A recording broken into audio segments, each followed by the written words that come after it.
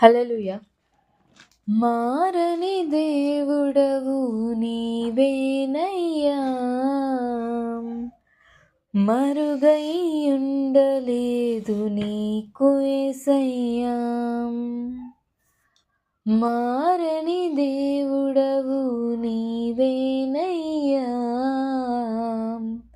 మరుగై ఉండలేదు నీకు యేసయ్యా. సుడులైనా సుడిగుండాలైనా వెదలైనా వ్యాధి బాధలైన మరుగై ఉండలేదు నీకు యేసయ్యా, మరుగై ఉండలేదు నీకు యేసయ్యా. మారని దేవుడవు నీవేనయ్యా, మరుగై ఉండలేదు నీకు యేసయ్యా. చిగురాకుల కొసల నుండి జారిపడే మంచులా నిలకడలేని నా బ్రతుకును మార్చితివే. చిగురాకుల కొసర నుండి జారిపడే మంచులా నిలకడలేని నా బ్రతుకును మార్చితివే.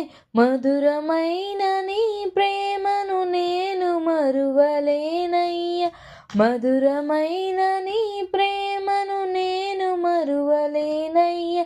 మరువని దేవుడవయ్యా, మారని యేసయ్యా, మరువని దేవుడవయ్యా, మారని యేసయ్యా.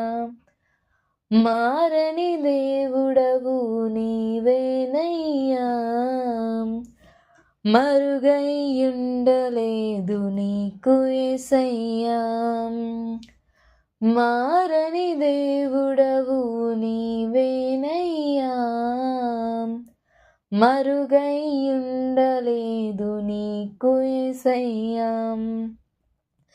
నా జీవిత యాత్రలో మలుపులెన్నో తిరిగిన నిత్య జీవ గమ్యానికి నన్ను నడిపించితివే. నా జీవిత యాత్రలో మలుపులెన్నో తిరిగిన నిత్య జీవ గమ్యానికి నన్ను నడిపించితివే. నిలచి ఉందునయ్యా నిజ దేవుడవనుచు, నిలచి ఉందునయ్యా నిజ దేవుడవనుచు.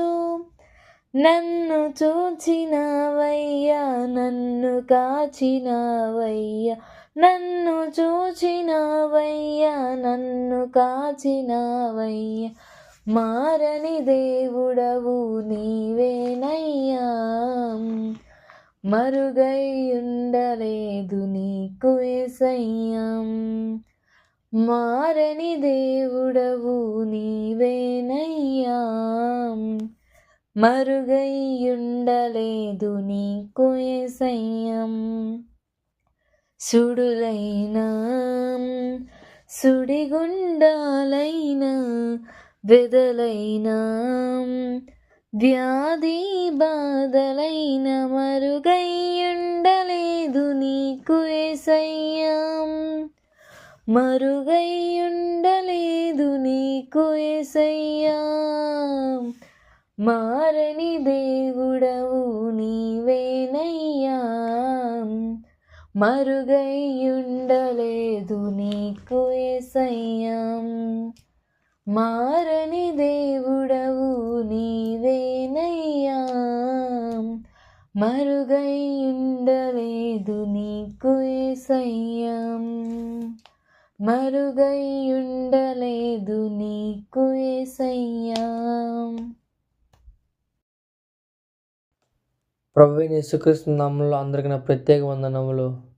కుటుంబ బలిపీఠము వాల్యూమ్ 4 ఫిబ్రవరి 6. రోమీలకు రాసిన పత్రిక 10వ అధ్యాయం 9వ వచనము. అదేమనగా, యేసు ప్రభువని నీ నోటితో ఒప్పుకొని దేవుడు మృతులలో నుండి ఆయనను లేపినని నీ హృదయమందు విశ్వాసించిన ఎడల నీవు రక్షింపబడదువు. ఆమేన్. క్షమాపణ అనేటి వర్తమానంలో 63:10-28. క్షమాపణ అనేది నాకు ఒక కథను గుర్తు చేస్తుంది. నేను ఒకసారి వాస్తవ యుద్ధ సమయంలో జరిగిన కథ చదివానని నమ్ముతున్నాను. ఒక సైనికుడు, పదాతిదళ సైనికుడు. అతడొక తప్పు చేశాడు. కోర్టులు అతన్ని దోషిగా నిర్ధారించి అతన్ని కాల్చి చంపమని శిక్ష విధించాయి.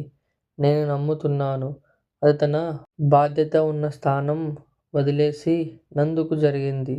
అతడు కాల్పుల దళం చేత చంపబడుతున్నాడు. ఒకడు అతన్ని ఎడల ఎంతో దయలించి చివరికి గొప్ప నాయకుడగు లింకన్ దగ్గరకు వెళ్ళారు. అతడొక క్రైస్తవ ప్రేమాయుడు. కాబట్టి వర్తమానికుడు అతన్ని కలిసినప్పుడు అతడు తన బండిలో ప్రయాణిస్తున్నాడని వారు చెప్పారు. అతడు వెళ్ళి మోకాళ్ళపై పడి, శ్రీ లింకన్, సంయుక్త రాష్ట్రాల అధ్యక్షుడా, దయగల మహానుభావుడా, ఒక మనిషికి మీరు క్షమాభిక్ష పెట్టాలని కోరుతున్నాను. మీరు క్రైస్తవుడని తెలుసుకొని, ఆయుధముల పట్ల మీ హృదయం ఎంతో సున్నతం అని తెలుసుకొని, నేను ఒకరి కోసం మీ దయ కోరుతున్నాను. ఆమేన్. నా స్నేహితుడు తాను తుపాకులు గర్జిస్తూ ఫిరంగులు వెళుతున్నప్పుడు వాడు భయపడి తన విధిని వదిలి పెట్టి వెళ్ళిపోయాడు. శ్రీ లింకన్, అతడు కావాలని అలా చెయ్యలేదు. వాడు మంచివాడు అని చెప్పాడు. మరి ఇప్పుడు ఈ రోజు నుండి ఒక వారంలో వాడు ఫైరింగ్ స్పాట్ ద్వారా మరణించాల్సి ఉంది. అతనిని కాపాడడానికి మరో మార్గం లేదు. మీరు అతని క్షమాపణ కోసం సంతకం చేయడం తప్ప.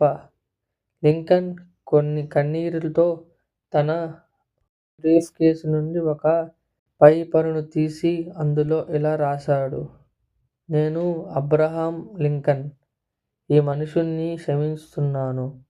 అతను మరణించకూడదు అని రాసి తన సంతకాన్ని పెట్టాడు. ఆ వ్యక్తి అతన్ని దీవించాడు. తరువాత తిరిగి జైలుకి వెళ్ళి తన స్నేహితునికి చెప్పాడు, నా దగ్గర నీ క్షమాపణ ఉంది. అలా చెప్పి ఆ పేపర్ని బయటకు తీసి అతనికి చూపించాడు. అతడు అన్నాడు, నన్ను ఎగతాళి చెయ్యకు. నేను ఇక్కడ మరణించబోతున్నాను. మరి ఇలాంటి విషయం తెలుసుకుని వస్తావా? నాకు నమ్మకం లేదు. నిజంగా నమ్మలేను. ఇది నిజం కాదు. ఎవరైనా సరే అబ్రహాం లింకన్ అని సంతకం చేయవచ్చును. అతడు అన్నాడు, ఇది అధ్యక్షుడి సంతకం. నీకు క్షమాపణ లభించింది అని చెప్పినా కూడా వాడు వెనక్కి తిరిగి వెళ్ళిపోయాడు.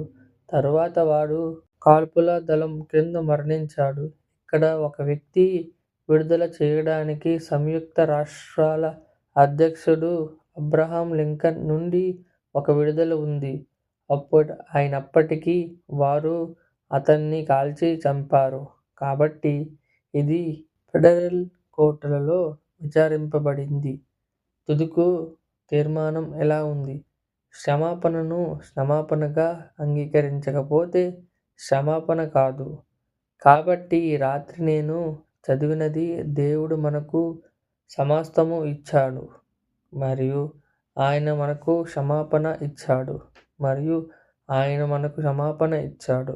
ఆమేన్. దేవుడు వాక్యాన్ని క్షమాపణగా అంగీకరించాలనుకునే వారికి ఇలా క్షమాపణ. కానీ మనం దానిని చదివితేనే దాని అర్థం మీకు క్షమించబడ్డారని కాదు. అంటే మీరు దానిని మీ క్షమాపణగా అంగీకరించాలి. దేవుడు తన కుమారుడిని మీ స్థానంలో చనిపోవడానికి ఇచ్చాడు. దానిని ఒప్పుకుంటేనే అప్పుడు అది ఒక క్షమాపణగా అగును. ఆమేన్. పరలోకమందున్న మా తండ్రి, నీ నామం పరిశుద్ధపరచబడునుగాక. నీ రాజ్యం వచ్చునుగాక. నీ చిత్తం పరలోకమందు నెరవేరినట్లును భూమి యందును నెరవేరునుగాక. మా అనుదిన ఆహారము నేడు మాకు దయచేయము. మా రుణస్థులను మేము క్షమించిన ప్రకారములను మా రుణములు క్షమించుము. మమ్ములను శోధనలోకి తేక దుష్టుల నుండి తప్పించుము. ఎందుకనగా రాజ్యము, బలము, మహిమ నిరంతరం నీవై ఉన్నావు. ఆమేన్.